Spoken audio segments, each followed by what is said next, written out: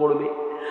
আল্লাহর নবীর হাদিসের কিতাব মুস্তাদরাকে হাকামের বর্ণনা 1403 নং হাদিসের বর্ণনা আল্লাহর নবীর সাহাবী আবু হুরায়রা রাদিয়াল্লাহু তাআলা আনহু বর্ণনা করেছেন قال النبي صلى الله عليه وسلم আল্লাহর নবী বলেন ইন কানা মুমিনান কবরের লোকটি যদি মুমিন হয়ে যায়, কবরে তোমরা যাকে রাখলে সে যদি মুমিন হয়ে যায়, তার আমলনামায় যদি নামাজ থাকে, তার আমলনামায় যদি যাকাত থাকে, তার আমলনামায় যদি সিয়াম সাধনা থাকে, আল্লাহ বললেন কানাতিস সালাত ইনদা রাসি, নামাজকে তার মাথার দিকে রেখে দেওয়া হবে, নামাজকে তার মাথার দিকে রেখে দেওয়া হবে।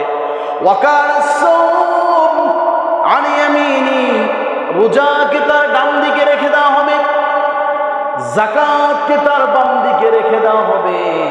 আর যত ভালো কাজ নফল কাজ যা করেছে, সাদাকা যা করেছে, আল্লাহ রাব্বুল আলামিন বলবেন এই আমালগুলোকে তার পায়ের দিকে রেখে দাও।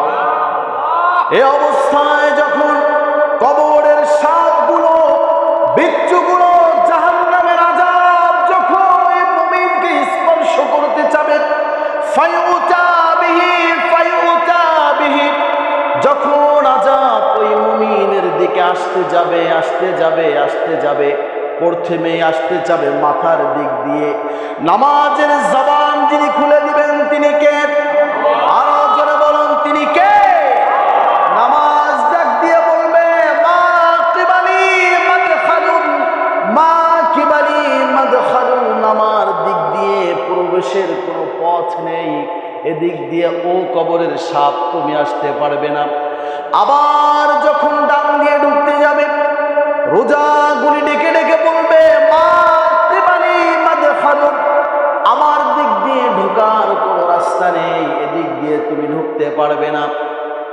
বাম দিক দিয়ে ঢুকতে চাবে, যাকাত বলবে না, ঢুকতে পারবে না। নিচে পায়ের দিক দিয়ে যখন ঢুকতে চাবে, অন্য অন্য আমালগুলি আযাব ঢুকতে দিবে না। এমন সময় রব্বুল আলামিন তুমুসসুলা লাহু আশ-শামস, সূর্যের মতো একটা আকৃতি তার সামনে পেশ করবেন। মাগরিবের সময় হয়ে যাবে, ফেরেশতারা বলবেন উকুত, ও বান্দা উঠে বসো বসো।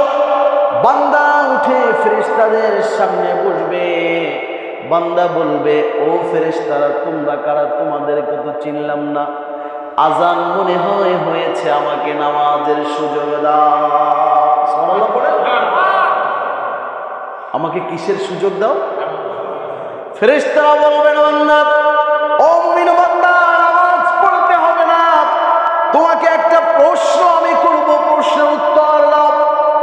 আম্মা তাসআলুনি আজীব, যে প্রশ্ন তোমাকে ফেরেশতারা করছে এটার উত্তর দাও।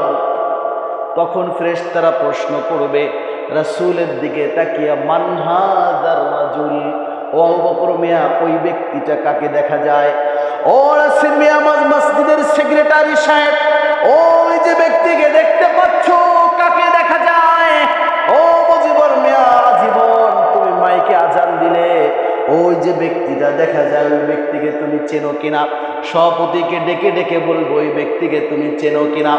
তুমি যদি মুমিন হও, আল্লাহ রাব্বুল আলামিন তোমার জবান দিয়ে তখন বের করে দিবে উনি হচ্ছে মুহাম্মদ সাল্লাল্লাহু আলাইহি ওয়াসাল্লাম।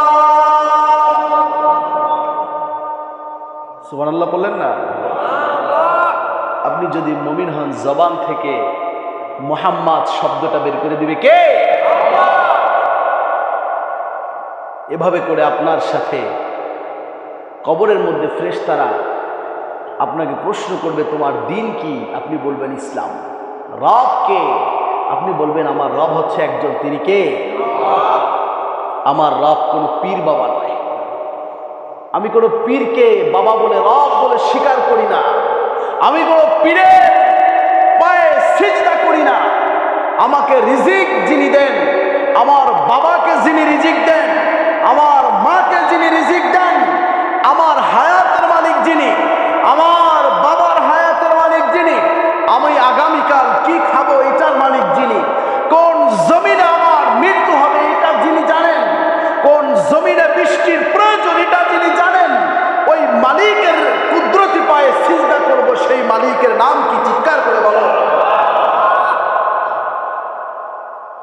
এই জন্য যারা যারা বাবার পায়ে সিজদা করেন আজকে থেকে কলিজা সাফ করে নিয়ে যান, কাল কিয়ামতের ময়দানে আপনার বাবাও এতিমের মতো মিসকিনের মতো উলঙ্গ অবস্থায়, কাপড় নেই, কিছুই নেই, কিয়ামতের ময়দানে ঘুর ঘুর করে বেড়াবে। কেউ আপনাকে বাঁচাতে পারবে? একজন বাঁচাবেন, তিনি প্রত্যেকে যাকে যাকে নিয়ে ব্যস্ত থাকবে। এই জন্য ভাইরা আমার, আমাদের সকলকে ঈমান নিয়ে কবর যেতে হবে। কি নিয়ে কবর যেতে হবে? ঈমানের প্রথম গুণ সূরাতুত তাওবা 112 নং আয়াতে আল্লাহ পাক বলছেন আত্তাইবুন। দ্বিতীয় নম্বরে আল্লাহ